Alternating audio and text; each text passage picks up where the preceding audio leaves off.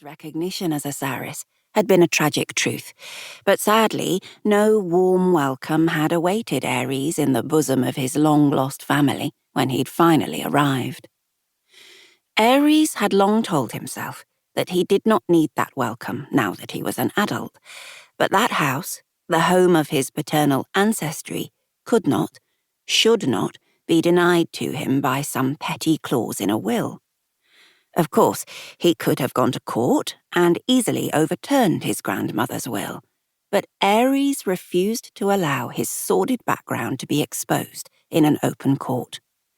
As a child and teenager, he had undergone deep humiliation on that score.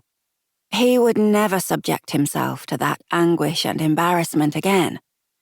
No, marrying a stranger simply to meet the exact terms of the will was, by far, the wiser option and a quick, clean solution to a thorny problem. And that recollection brought Ares straight back to this evening's idiocy. He groaned, pacing restlessly in the well-lit, boarded seating area by the side of the hotel's ornamental lake. His future bride, Verena Coleman, very much a paid role player in his determination to inherit that property, had demanded this private meeting with him. That the woman should demand anything set Ares's even white teeth on edge. Until that evening, he had never actually met the lady in the flesh, although she would become his wife at the end of the month. His lawyers had dealt with her. She had signed the watertight, complex contract, and for a very handsome price, she would show up at the altar and start acting as his fake wife. For a split second, Ares thought that he saw an odd shimmer of movement in the darkness below the trees, and he spoke in Greek to ask if anyone was there, and then in Italian. After all, he was in Italy. Silence rewarded him, and he shrugged a shoulder, reckoning that nobody but him was chilling down by the lake unless they were a smoker, and, for very good reasons, he would never belong to that tribe.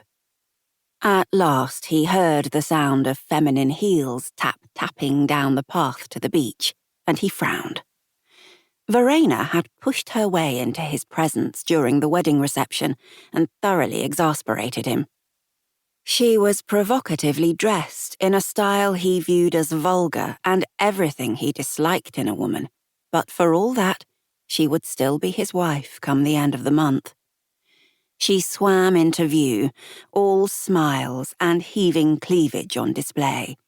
She was a curvy brunette from a minor English aristocratic family, but if there was a hint of refined blue blood in her, it definitely didn't show on the surface.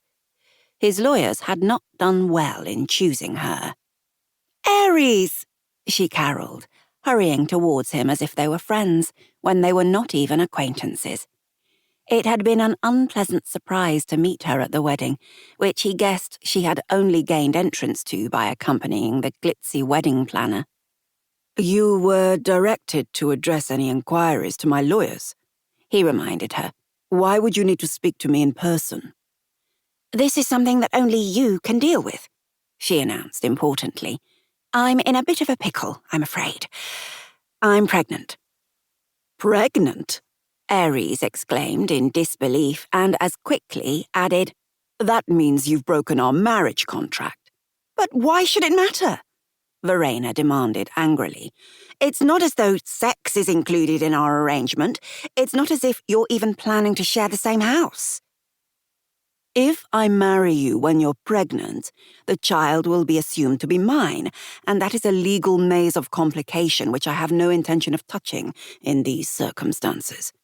I do not want your child approaching me in the future believing that I may be his parent. I do not want the squalid rumors that would engulf us all over time either."